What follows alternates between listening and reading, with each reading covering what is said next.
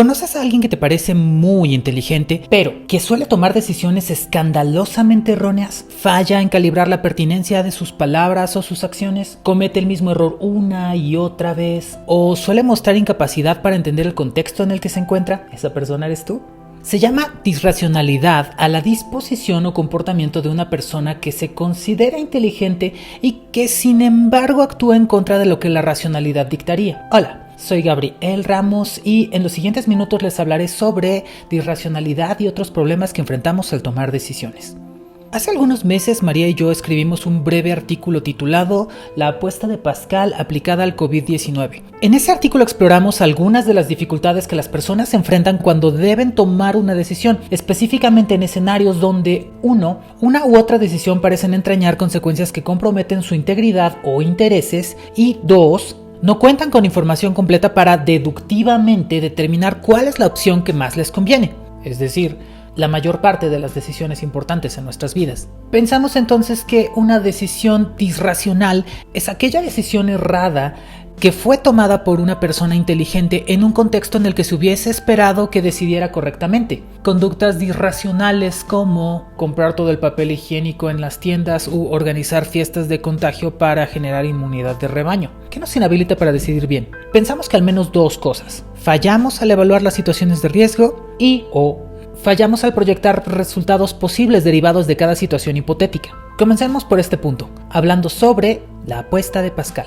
Es el siglo XVIII. Pascal es un gran pensador a quien no le caben dudas respecto a la existencia de Dios. Sin embargo, ofrecer un argumento contundente al respecto es un importante tema de discusión en su tiempo.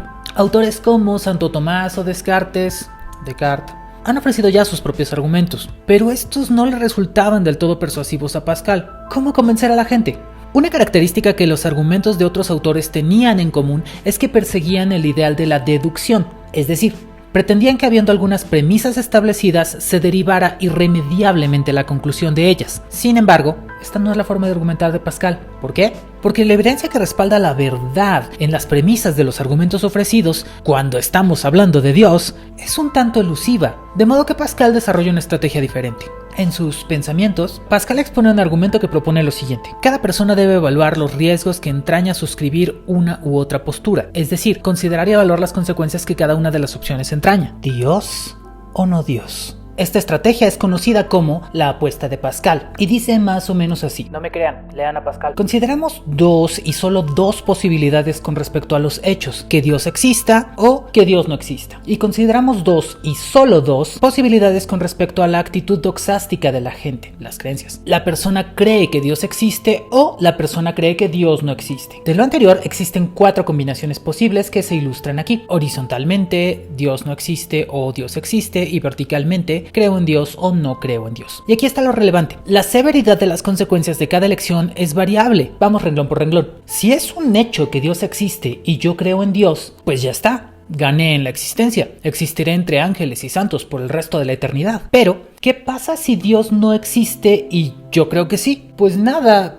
viviré siguiendo los mandamientos de la iglesia y la doctrina y tal vez me privaré de algunas cosas, pero tal vez puedo tener una buena vida. Ahora, vamos al segundo renglón. ¿Qué pasa si Dios no existe y no creo en Dios? Pues nada, viviré mi vida en mis propias condiciones y no tendré consecuencias favorables ni desfavorables al respecto. No las hay, no existen. Pero ¿qué pasa si Dios existe y no creo en Dios? Bueno, la condenación eterna no suena nada bien. O sea, iríamos a un lugar de tormento eterno, fuego, oscuridad y sobre todo, lejos de Dios. Entonces, lo que esta sencilla matriz nos da son los resultados de las combinaciones posibles entre el estado de cosas, si Dios existe o no, y nuestra decisión, si decidimos creer o no. De acuerdo con el argumento de Pascal, ¿cuál será nuestro destino final? Es en consecuencia asunto de nuestra entera responsabilidad. Como mencioné antes, el argumento de Pascal no es deductivo. ¿Pero de qué tipo es? Se dice que la apuesta de Pascal es un argumento pragmático o prudencial, dado que no está basado en evidencia de la que se siga necesariamente una conclusión,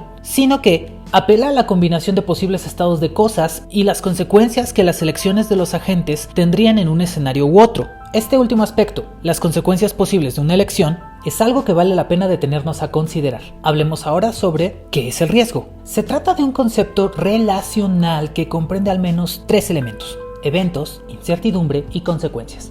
Los eventos son sucesos particulares que mantienen relación causal con resultados negativos específicos. La incertidumbre se refiere a las probabilidades de que algo ocurra. Es decir, tal vez no sabemos algo de cierto, pero ¿qué tan probable es que suceda? Las consecuencias son los resultados de un evento tras el cual algo de valor se daña o se pierde. Las consecuencias se ponderan considerando su gravedad y pueden estratificarse en al menos 5 niveles: despreciable, mínimo, moderado, crítico y catastrófico. Un evento se considera seguro si no hay consecuencias negativas o indeseables asociadas al mismo, como dar un paseo en bicicleta en el parque. ¿Qué podría salir mal? Las medidas tanto de prevención como de control de daños son acciones que se siguen ya sea para convertir un evento riesgoso en uno seguro o para disminuir el daño causado. Para eventos cuya probabilidad es remota y donde el daño sería despreciable, el riesgo se considera extremadamente bajo. En cambio, eventos cuya probabilidad es alta y donde el daño sería catastrófico se consideran de riesgo extremadamente elevado. ¿Y para qué pensamos todo esto? La estimación del riesgo tiene la intención de informar la toma de decisiones. Es decir, queremos saber qué tan riesgoso es un evento para poder identificar las medidas de prevención y control de daño adecuadas. Por ejemplo, eventos de riesgo extremadamente bajos no merecen una planeación de estrategias de control de daño, pero eventos de riesgo alto necesitan medidas de prevención y control de daños urgente. De entre estos casos, los que más deben importar son aquellos donde incluso las mejores medidas de control de daños fallarían al intentar disminuir la gravedad del impacto. ¿Cómo exactamente podríamos disminuir el daño en el caso de la condenación eterna? El análisis de riesgo nos permite ponderar los riesgos que estamos dispuestos a correr, así como saber si es posible anticipar medidas de prevención o de control de daños. ¿Y eso qué tiene que ver con nosotros como personas? En la actualidad, a nivel global, vivimos en una situación que bien vale la pena evaluar a la luz de las estrategias de toma de decisión que hasta aquí he mencionado. Hablemos sobre el coronavirus. Sería deseable pensar que esta es una discusión obsoleta y que quedó en el pasado tan remoto como hace 6 meses. Pero no, existen, como en el caso de Pascal, dos posturas. 1.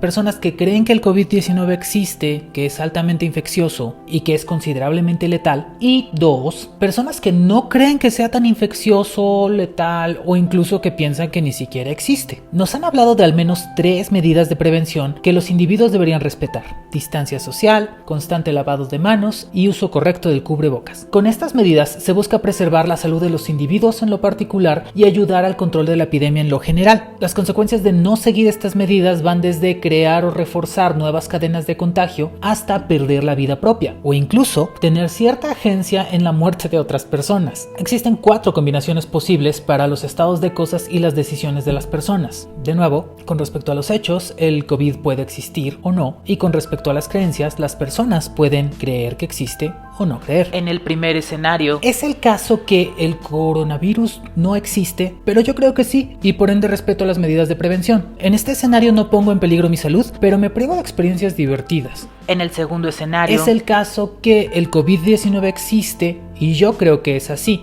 En consecuencia, respeto las medidas de prevención y como resultado no pongo en peligro mi salud y ayudo a reducir el brote epidémico en mi comunidad. Ahora bien, es el caso que el COVID-19 no existe y yo, no creyendo en su existencia, no respeto las medidas de prevención. En términos reales, no pongo en peligro mi salud y vivo bajo mis propios términos. Pero, ¿qué pasa si sí? En el último escenario, es el caso que el coronavirus existe y yo, no creyendo en él, no respeto las medidas de prevención. Pongo en peligro mi salud, mi vida y la de los que me rodean. Y además, expongo un potencial de catástrofe mayor por el riesgo de contagio. Adicionalmente, podríamos estimar el impacto que tiene respetar las medidas de prevención o no hacerlo. Para esto, debemos considerar las medidas de control de daños que están disponibles en los distintos escenarios. Las 2 medidas más importantes para el control de brotes epidémicos son: 1. A nivel comunitario, la distribución de vacunas que limitan el contagio, y 2. A nivel individual, la administración de un tratamiento para la enfermedad de forma oportuna. Pero ninguna de estas medidas está disponible en la actualidad y en consecuencia, si uno no respeta las medidas de prevención, las probabilidades de contagiarse se incrementan notablemente. Y naturalmente, si una persona se contagia y enferma de gravedad, ante la ausencia de un tratamiento específico, nuestra vida y la de los demás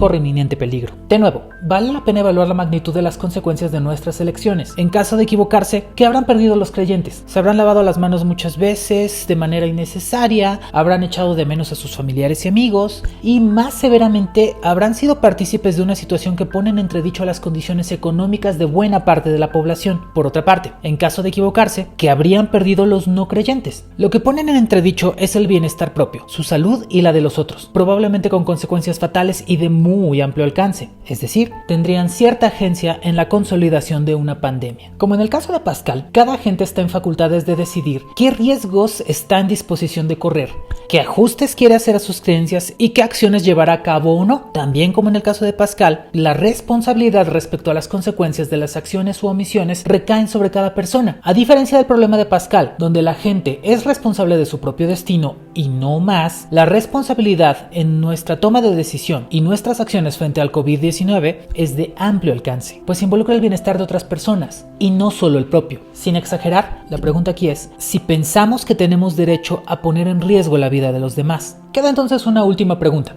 ¿Razonar teniendo en cuenta el mayor riesgo es la estrategia más sensata en situaciones de crisis? ¿Cuando la información disponible es incompleta, por ejemplo? Sí. Como acabamos de ver, si no contamos con estrategias de prevención o control de daños y las consecuencias que nuestras acciones podrían implicar podrían calificar como catastróficas, lo más sensato es tomar decisiones en función del riesgo más elevado. Vivimos en una sociedad cuya supervivencia requiere de la colaboración racional de los distintos agentes que forman parte de ella. Esto supone que está en nuestro interés procurar mejores condiciones de vida para todas las personas. Aunque es inusual que tengamos a nuestra disposición la colección completa de información relevante para la toma de una decisión, además del tiempo y la capacidad de cómputo requeridos para deducir cuál es la respuesta correcta, aún en escenarios imperfectos, si pensamos que contamos con la inteligencia suficiente, podemos evitar comportarnos disracionalmente y justificar qué postura es la que queremos asumir y por qué.